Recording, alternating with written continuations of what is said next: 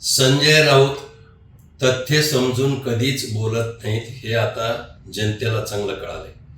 मला तुम्ही सांगा, बारामती राहुरी दोन्ही ठिकाणी विधानसभेसाठी निवडणुका होतात आणि त्याचं कारण आहे तिथे मृत्यू झाले.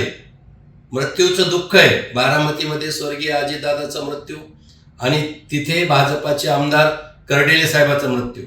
आता ह्या दोन मृत्यूमध्ये फरक कसा असू शकतो?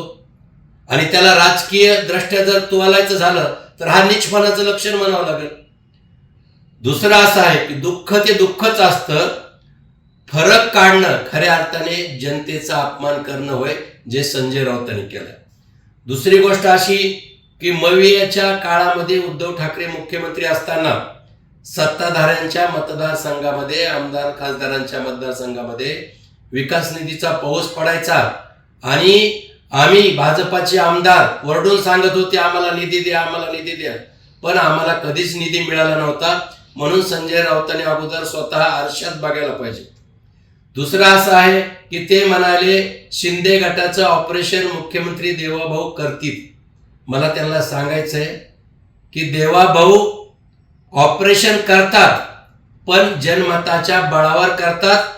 आणि 2024ला दाखवून दिलं, 2019ला ऑपरेशन केलंय आणि म्हणून तुमचं ऑपरेशन सर्जरी सगळी केली, पण या राज्यातील जनबळावर, जनतेच्या बळावर ऑपरेशन करतात.